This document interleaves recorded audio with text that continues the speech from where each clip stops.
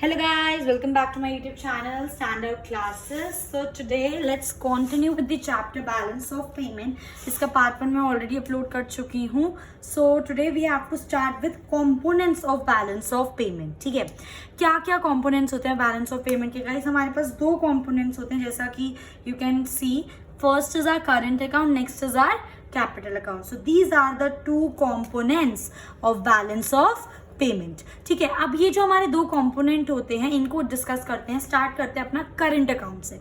ठीक है, current account is also component of balance of payment and capital account is also component of balance of payment. Now current account से हम start करते हैं कि होता क्या है. ठीक है, it record all the transaction, सारी ट्रांजैक्शन रिकॉर्ड करता है relating to export and import of goods and services and unilateral transfer during a given period of time. तो ये चीज मुझे पढ़कर, हम लोगों को पढ़कर ये पता चला कि करंट अकाउंट वो ट्रांजैक्शंस रिकॉर्ड करता है जो रिलेटेड होती हैं आपके एक्सपोर्ट और इम्पोर्ट से. पहली बात तो एक्सपोर्ट और इम्पोर्ट किस चीज से? Goods and services and unilateral transfer, दो चीजें. मतलब export and imports of goods and services, export and import of आपका guys goods and services, and next है आपका यहाँ पर यूनिलैटरल ट्रांसफर. इनसे रिलेटेड जो भी आपकी होती हैं, what we call it, transactions होती हैं, वो हमारी किसके अंदर रिकॉर्ड होती हैं? करंट अकाउंट में. आई मेरी बात समझ? So all the transactions which are related to export and import of दो चीजें, goods and services and unilateral transfer. तो इस गुड्स एंड सर्विसेज से मुझे क्या पता चला? गुड्स हमारी किस में आ गई? विजिबल आइटम में. और सर्विसेज हमारी किस में आ गई? इनविजिबल आइटम में. ये चीज मैंने प्रीवियस वीडियो में आपके साथ डिस्कस करी है. ठीक है, सो transfer of goods, services and unilateral transfer. तो हम सिंपली कह सकते हैं कौन कौन सी तीन ट्रांजैक्शंस? विजिबल आइटम का इंपोर्ट एक्सपोर्ट, इनविजिबल आइटम का import export and unilateral transfer का इंपोर्ट एंड एक्सपोर्ट. इन तीनों से रिलेटेड जो भी इंपोर्ट या एक्सपोर्ट होगा वो हम किसके अंदर रिकॉर्ड करेंगे? अपना करंट अकाउंट में. So simply current account records all the transactions of export and import of visible item, that means goods, invisible item that means services and unilateral transfer. Simple. ठीक है, अब इसी चीज को समझते हैं. अब हमने पढ़ा components of balance of payment, current account and capital account. Current account, अब करंट अकाउंट के क्या कंपोनेंट्स होते हैं? कंपोनेंट्स ऑफ करंट अकाउंट, सबसे पहली बात है कोई इससे रिलेटेड होगा export and import of visible item, export and import of invisible item and आपका unilateral transfer to and from abroad. क्योंकि आपका जो यूनिलैटरल ट्रांसफर होता है वन साइड होता है. हो सकता है हम इंडिया से बाहर हमने भेजा हो, तो that is unilateral transfer to abroad. हमने इंडिया से बाहर भेजा. और अगर बाहर से इंडिया में आ रहा है तो that is unilateral transfer from abroad. याद रखना, जब हम भेज रहे हैं दैट मीन्स टू अब्रॉड, और जब बाहर से इंडिया में आ रहा है दैट मीन्स फ्रॉम अब्रॉड. आई मेरी बात समझ? ठीक है, so export and import of visible trade की अगर मैं बात करूं तो इसके अंदर क्या रिकॉर्ड होगा? Only export and import of the goods. ठीक है, अगर हम पेमेंट करेंगे, मतलब अगर हम लोग इंपोर्ट कर रहे हैं विजिबल आइटम्स, हम लोग इंपोर्ट कर रहे हैं गुड्स को, तो हम वो किस साइड रिकॉर्ड करेंगे? डेबिट साइड पर. और अगर हम लोग एक्सपोर्ट कर रहे हैं विजिबल आइटम, अगर हम एक्सपोर्ट कर रहे हैं गुड्स को, तो हमारे पास पैसे आएंगे, तो हम उसको किस साइड रिकॉर्ड करेंगे? Credit side. Simple. Similarly export and import of invisible items. ठीक है, अगर मैं सर्विसेज बाहर से रिसीव कर रही हूँ तो मुझे पैसा देना पड़ेगा. तो जब मैं सर्विसेज को रिसीव करूंगी, जब मैं पैसा दूंगी, तो वो मेरा किस साइड पर आएगा? डेबिट साइड पे. ऑब्वियसली बात है, क्रेडिट द रिसीवर, डेबिट, हम अपने एक्सपेंसेस को डेबिट करते हैं. ठीक है, और जब हम रिसीव करेंगे, जब हम सर्विसेज प्रोवाइड कर रहे हैं बाहर और हमें पैसा मिल रहा है, तो मतलब पैसा हमारे इंडिया में आ रहा है, तो हम उसको क्या करेंगे? क्रेडिट साइड पर रिकॉर्ड करेंगे. आपको भी सिंपली यही सोचना है. ठीक है, अब खुद सोचो, यूनिलैटरल ट्रांसफर टू अब्रॉड, हमने यहां से बाहर यूनिलैटरल ट्रांसफर करा, हम लोगों ने करा, तो इंडिया से बाहर गया, तो ये किस साइड आ जाएगा? मेरा डेबिट साइड पर. और यूनिलैटरल ट्रांसफर फ्रॉम अब्रॉड, बाहर से अंदर आया, बाहर वाली कंट्री से हमारे यहाँ पर आ रहा है, तो हम उसको कहाँ पे रिकॉर्ड करेंगे? क्रेडिट साइड पर. आई मेरी बात समझ? सिंपल सा फंडा है. अगर इंडिया से पैसे बाहर जा रहे हैं, हम लोग पेमेंट कर रहे हैं डेबिट साइड पर, चाहे वो विजिबल आइटम हो, चाहे वो इनविजिबल आइटम हो, चाहे आपका यूनिलैटरल ट्रांसफर टू अब्रॉड हो. सिमिलरली अगर आप कुछ रिसीव कर रहे हो, ठीक है, आप पेमेंट अगर रिसीव कर रहे हो, चाहे वो विजिबल आइटम, इनविजिबल आइटम या यूनिलैटरल ट्रांसफर फ्रॉम अब्रॉड, तो आपका किस साइड पर आएगा? क्रेडिट साइड पर। और इसका एक और कंपोनेंट होता है guys, which is income receipts and payment to and from abroad. फिर से देखो, इनकम रिसीट या पेमेंट। अब देखो, मैंने इनकम या तो रिसीव करी है, ठीक है, फ्रॉम अब्रॉड, या मैंने इनकम करी है, मतलब पेमेंट बाहर करी है ना, टू अब्रॉड। ऑब्वियसली बात है, बाहर से लूंगी तो रिसीव होगा, इंडिया से बाहर पे करूंगी तो वो पेमेंट होगा। सो इनकम रिसीट्स या payments to and from abroad, ठीक है, वो भी हम अपना किसके अंदर इंक्लूड करेंगे, करंट अकाउंट में, ठीक है। जैसे कि क्या हो गया, investment in form of interest, rent, profit. कोई आपने बाहर इन्वेस्टमेंट करी है, या कोई आपको रेंट बाहर पे करना पड़ रहा है, या कोई आपको प्रॉफिट का शेयर बाहर देना पड़ रहा है, ठीक है, हम बाहर दे रहे हैं तो वो सारा किस साइड पर आएगा, डेबिट साइड पर। और अगर सिमिलरली कोई आपके यहाँ पर आके इन्वेस्ट कर रहा है, आपको रेंट मिल रहा है, आपको प्रॉफिट का शेयर मिल रहा है, तो वो किस साइड आएगा, क्रेडिट साइड पर। तो ये सिंपल सा हमारा फंडा था, ठीक है। अब हमने पढ़ लिया करंट अकाउंट क्या होता है, इसमें सारी ट्रांजैक्शंस रिकॉर्ड होती है relating to import export of visible item, invisible item and unilateral transfer, ठीक है। डिफरेंस बिटवीन, अब हमने एक पढ़ा था बैलेंस ऑफ ट्रेड और करंट अकाउंट के बीच का डिफरेंस। सबसे मेजर डिफरेंस क्या होगा, बैलेंस ऑफ ट्रेड के अंदर हम जो भी चीजें करते हैं वो सिर्फ विजिबल आइटम से रिलेटेड होती हैं, पर करंट अकाउंट में it is related to visible, invisible दोनों एंड यूनिलैटरल ऑल्सो, ठीक है। तो पहला डिफरेंस यही है that BOT includes only visible items and current account includes both visible items also and invisible item also, ठीक है। Again BOT is a part of balance of payment, similarly BOT is a part of current account, ठीक है। And current account थोड़ा wider concept हो गया, तो current account includes BOT, same concept. जैसे BOT is a part of BOP, है ना, and BOP is a wider concept क्योंकि बीओपी के अंदर बीओटी है। Similarly BOT is a part of a current account, therefore current account is a wider concept क्योंकि current account के अंदर क्या है हमारा, BOT, that is balance of trade. I hope ये चीज आपको क्लियर हो गई होगी, ठीक है। अब हमने पढ़ लिया करंट अकाउंट क्या होता है, उसके कंपोनेंट्स क्या होते हैं, डिफरेंस क्या होता है। अब करंट अकाउंट का एक्चुअल में बैलेंस कैसे निकालेंगे हम, ऑब्वियस ही बात है, किसी भी चीज का बैलेंस कैसे निकालते हो, कितना आया, कितना क्रेडिट हुआ, कितना डेबिट हुआ, उन दोनों का डिफरेंस से हमें नेट बैलेंस पता चलता है हमारा, वही चीज करेंगे। ऑल द रिसीट्स जितनी भी होंगे हम उनको किस साइड पे रिकॉर्ड करेंगे, क्रेडिट साइड पे, एंड ऑल द पेमेंट्स जितने भी होंगे उनको किस साइड पे रिकॉर्ड करेंगे हम, डेबिट साइड पे। अब जो हमारी नेट वैल्यू आएगी, नेट वैल्यू, फॉर एग्जाम्पल मेरा क्रेडिट आ रहा है 10,000 रुपए और मेरा डेबिट आ रहा है 8,000 रुपए, फॉर एग्जाम्पल ये मेरा क्रेडिट है, ये मेरा डेबिट है, तो मेरी नेट वैल्यू कितनी आ रही है, 2,000 रुपए, और 2,000 पॉजिटिव का आ रहा है क्योंकि क्रेडिट ज्यादा है, तो ये मेरी क्या है, इनकम। आई मेरी बात समझ।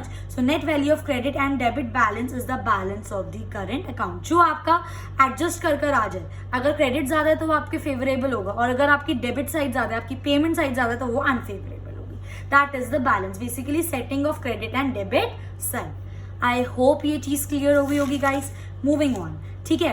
अब सिमिलरली करंट अकाउंट की भी दो सिचुएशन हो सकते हैं, करंट अकाउंट हमारा सरप्लस भी हो सकता है और करंट अकाउंट हमारा डेफिसिट भी हो सकता है।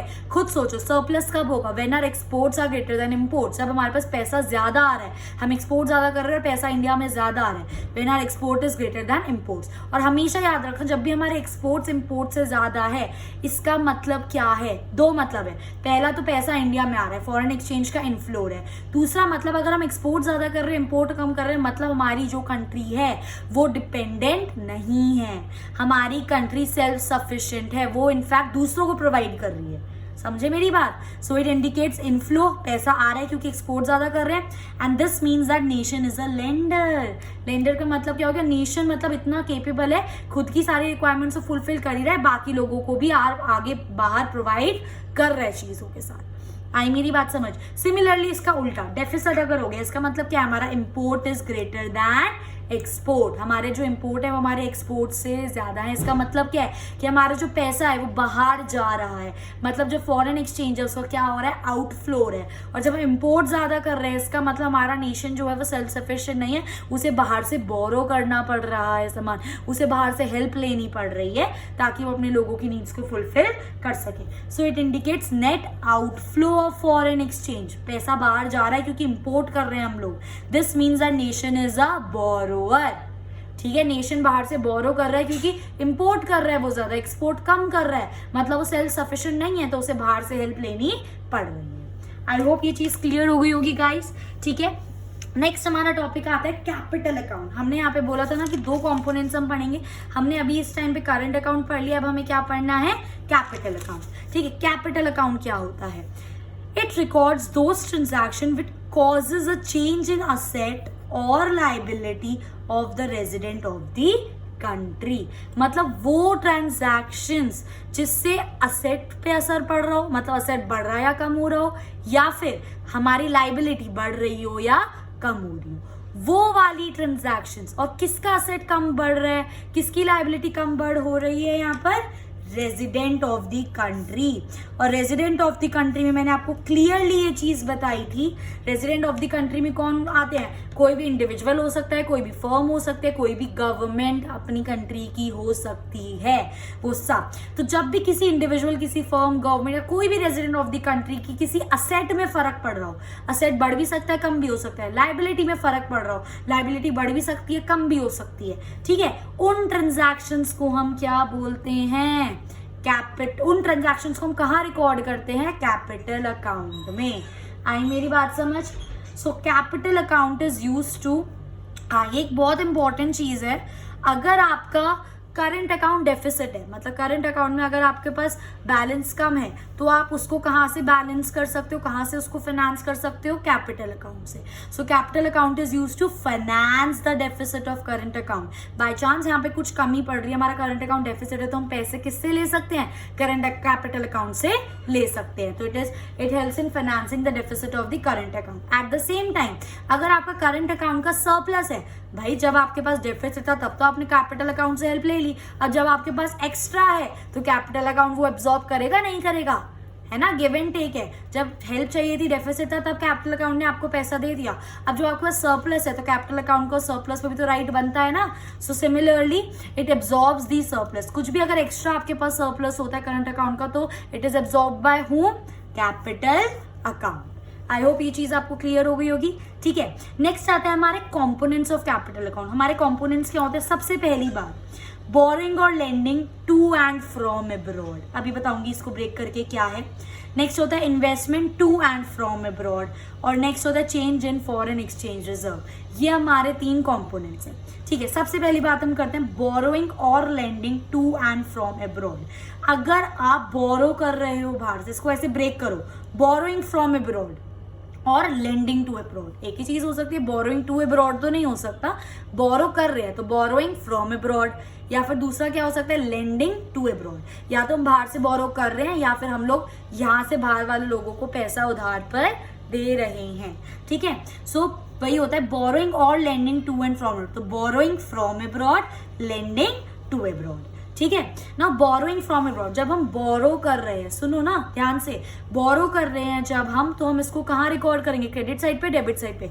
आपको पता है क्या सोचना है? आपको बस ये सोचना है कि हम बोरो कर रहे हैं तो पैसा देश में आ रहा है। ये मत सोचो लाइबिलिटी बढ़ रही है, क्या हो रहा है। हम बोरो कर रहे हैं तो हमारी लाइबिलिटी बढ़ रही है, ये तो बिल्कुल सही बात है। क्योंकि हमारी लाइबिलिटी बढ़ रही है, इसलिए ये ट्रांजैक्शन किस में आएगी?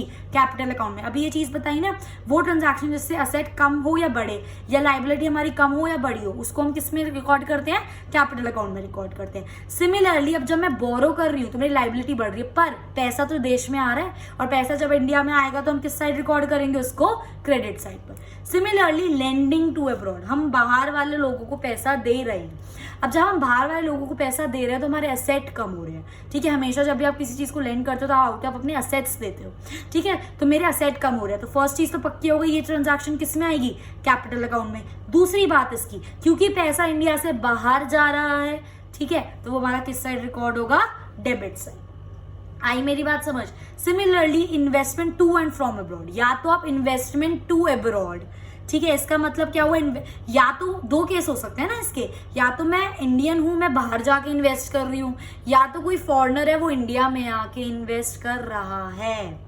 आई मेरी बात समझ? तो इसके 2 केसेस बन गए मेरे। Investment by rest of the world in India, बाहर के लोग इंडिया में आके इन्वेस्ट करेंगे तो पैसा आएगा, तो किस साइड लगाएंगे उसको? क्रेडिट साइड पर। और जब इंडिया के लोग बाहर जाकर इन्वेस्ट करेंगे, इंडिया के लोग बाहर जाकर इन्वेस्ट करेंगे तो इंडिया का पैसा जा रहा है, तो हम उसको कहाँ लगा देंगे? डेबिट साइड पर। आई मेरी बात समझ? सिमिलरली गाइज यहाँ पे होता है change in foreign exchange reserve. ये पॉइंट ध्यान से सुनना क्योंकि मोस्टली बच्चे इस चीज के अंदर कंफ्यूज हो जाते हैं। क्या होता है change in foreign exchange reserve? They are basically, पहली बात तो ये होता क्या है, फॉरेन एक्सचेंज रिजर्व होता क्या है, ये चीज क्या होती है?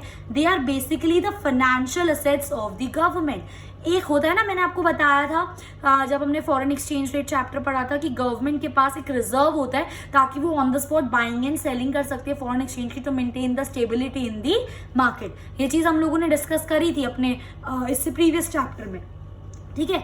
तो वही होता है फॉरेन एक्सचेंज रिजर्व, जो एक स्टॉक होता है फॉरेन एक्सचेंज का गवर्नमेंट के पास, उसको हम क्या बोलते हैं, फॉरेन एक्सचेंज रिजर्व। अब खुद सोचो, मैं इस रिजर्व में से या फिर गवर्नमेंट इस रिजर्व में से कुछ पैसा निकाल रही है। अब जब वो पैसा निकाल रही है तो वो पैसा देश में यूज करेगी। ऐसे नहीं सोचना कि रिजर्व में से पैसा निकल गया तो वो डेबिट हो जाएगा, नो। ऐसे सोचो कि रिजर्व में से पैसा निकला, वो पैसे को कहाँ यूज कर रही है, देश में, तो देश में पैसा आ रहा है तो वो किस साइड आएगा, मेरा क्रेडिट साइड। सिमिलरली अगर मैं रिजर्व के अंदर पैसा डाल रही हूँ, गवर्नमेंट रिजर्व के अंदर पैसा डाल रही है, तो इसका ये मतलब नहीं हम पैसा डाल रहे हैं रिजर्व के अंदर तो क्रेडिट होगा, नहीं।